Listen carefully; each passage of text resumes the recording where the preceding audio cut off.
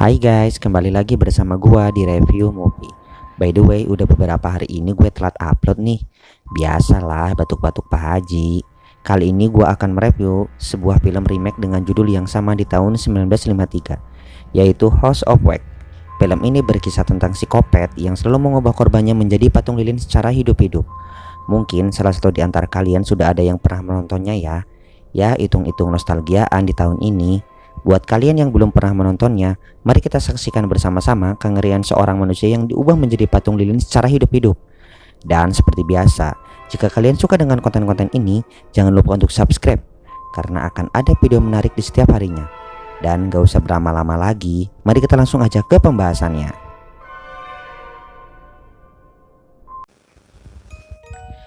Film ini dibuka dengan scene berkisah di tahun 1974. Ada seorang ibu yang sedang mendidihkan lilin untuk digunakan membuat topeng. Dia ditemani dengan seorang anak yang sedang makan sereal. Meskipun makanannya berantakan, tapi anak ini terlihat baik dan penurut. Tak berselang lama, datang seorang pria yang membawa anak kecil yang brutal. Sepertinya mereka ini saudaraan ya. Namun bedanya yang satu beringas dan yang satu lagi kalem. Dia sampai-sampai diikat dan diplester di kursinya. Lalu film pun dimulai. Lalu ada sekelompok anak muda yang berencana akan pergi ke suatu tempat. Mereka sedang berbincang-bincang di sebuah kafe. Dia bernama Charlie, wanita cantik yang sedang berbincang bersama temannya bernama Peggy. Lalu datanglah pacar Charlie, bernama Wade. Singkat cerita, mereka akan pergi ke suatu tempat menggunakan dua mobil. Peggy bersama pacarnya yaitu Black, sedangkan Charlie, Wade, dan Dalton juga Nick berangkat bersama. Di sini Nick adalah kakak dari Charlie, namun hubungan mereka tidak terlalu baik. Black dengan mobilnya memimpin perjalanan. Namun di tengah perjalanan mereka menemukan jalan pintas dan mereka mencoba untuk mengikuti jalan pintas tersebut. Karena sudah terlalu malam, mereka memutuskan untuk camping saja, menunggu pagi menjelang. Semalaman mereka di sana berpesta ria, minum-minum dan bersenang-senang. Namun tiba-tiba datang angin yang besar serta mengembuskan bau busuk yang sangat menyengat terbawa oleh angin. Mereka heran, tapi tidak terlalu memperdulikannya. Di tengah asiknya mereka berpesta, tiba-tiba datang semua mobil aneh yang menyorotkan lampu kepada mereka. Dan itu membuat mereka marah. Nick sampai-sampai melempar mobil tersebut hingga lampunya pecah. Lalu mobil itu pun pergi. Singkat cerita, di keesokan harinya ternyata mereka bangun telat. Yang tadinya berniat bangun pagi, namun ternyata mereka terbangun di sore hari. Namun disinilah semuanya bermula. Ketika mereka bersiap-siap untuk pergi, tiba-tiba mobil Wade mengalami kendala. Dan setelah diperiksa ternyata panbelnya putus. Padahal Wade bilang itu masih baru. Dilihat dari putusnya seperti bekas dipotong dengan sengaja. Di sisi lain, Charlie dan Peggy yang sedang buang air tiba-tiba mereka mencium kembali bau busuk itu. Charlie yang penasaran pun mencoba mencari tahu sumber bau tersebut. Namun tiba-tiba dia terperosok ke jurang bangkai. Di sana dia melihat banyak sekali bangkai yang berserakan begitu saja. Seketika teman-teman mereka segera menolongnya. Lalu datanglah seorang pria yang akan membuang bangkai di sana. Lantas mereka bertanya, apakah ada kota terdekat untuk bisa membeli fanbel? Pria itu menjawab bahwa ada sebuah kota kecil yang tidak jauh dari sini. Lalu mereka pun memutuskan untuk berpencar. Charlie dan Wade ikut bersama pria itu untuk mencari fanbel, sedangkan yang lain menunggu di camp. Singkat cerita, mereka pun sampai di sebuah kota kecil. Mereka menemukan bengkel spray plat, namun tidak ada orangnya. Mereka pun mencari seseorang, lalu mereka masuk ke sebuah gereja yang ternyata sedang ada pemakaman. Lalu mereka bertemu dengan pria bernama Bo. Mereka membicarakan tentang fanbel. Lalu Bo pun kembali ke dalam untuk menyelesaikan pemakaman itu.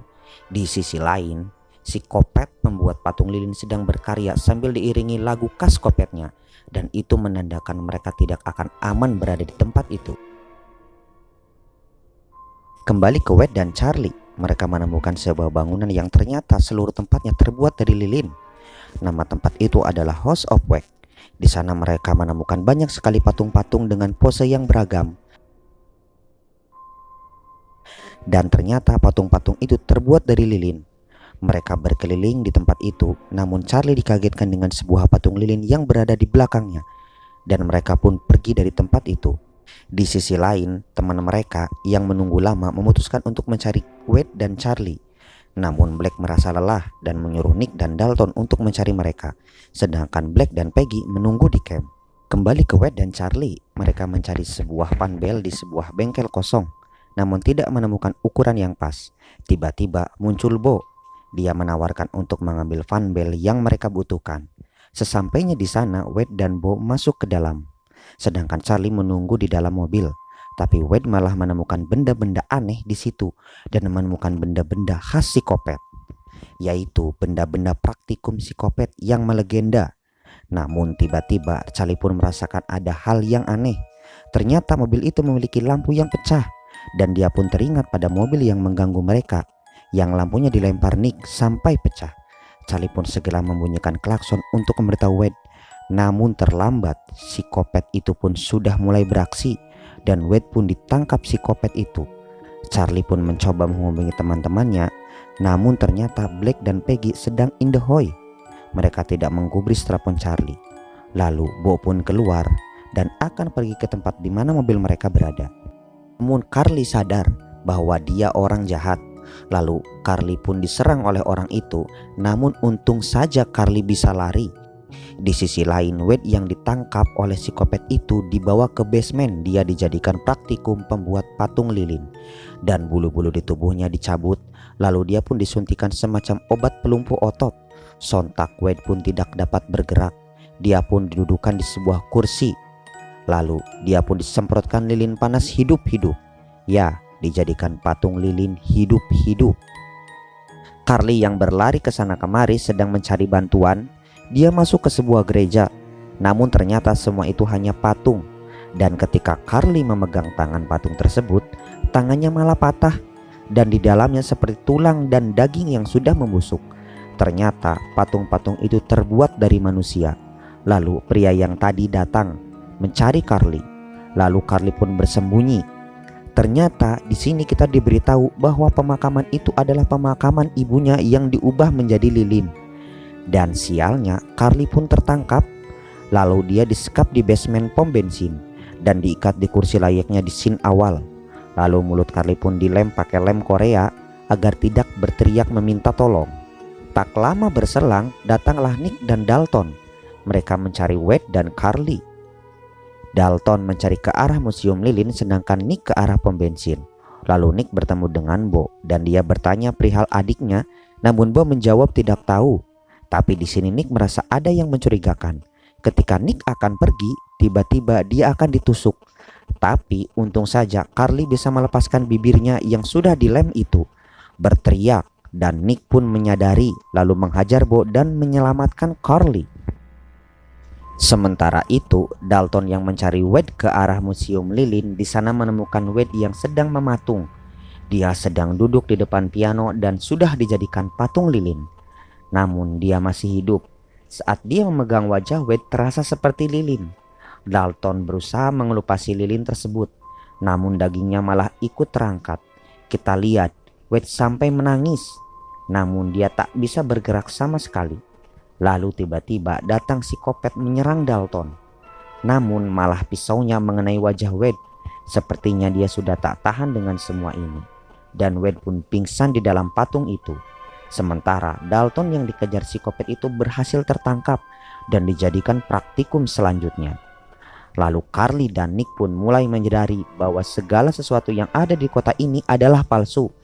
Di tempat lain, Black dan Peggy yang sedang in the hoy mendapat voice note yang tadi dikirim Carly. Sewaktu dirinya sedang in the hoy, tiba-tiba Black diserang psikopat lilin yang entah bagaimana sudah ada di sana. Black pun tewas, dan Peggy pun yang berada di sana tidak luput dari kesaktian psikopat. Dia pun ditombak tepat di kepalanya. Layaknya game PUBG langsung kena kill, tewas seketika. Nick dan Charlie yang berakhir selamat, mereka pun mengambil senapan panah yang mereka temukan di sana. Mereka pun berhadapan dengan Bo yang menggunakan senapan shotgun. Di tengah pertunjukan, Nick pun berhasil memanah Bo tepat di jantungnya. Namun seperti biasa, setelah orang itu jatuh tidak pernah dipastikan benar-benar mati. Lalu Nick dan Carly yang ingin menghubungi Black kembali ke mobil di mana HP Carly tadi tertinggal saat dikejar oleh Bo. Namun ternyata sudah tidak ada. Mereka pun masuk ke rumah Bo di tempat di mana Wade tak kunjung keluar. Ternyata di sana mereka menemukan sebuah kenyataan tentang bayi yang lahir dengan kembar siam. Ternyata Bo dan psikopat yang bernama Vincent ini adalah kembar siam. Lalu tiba-tiba ada yang datang. Ternyata itu Bo yang belum mati.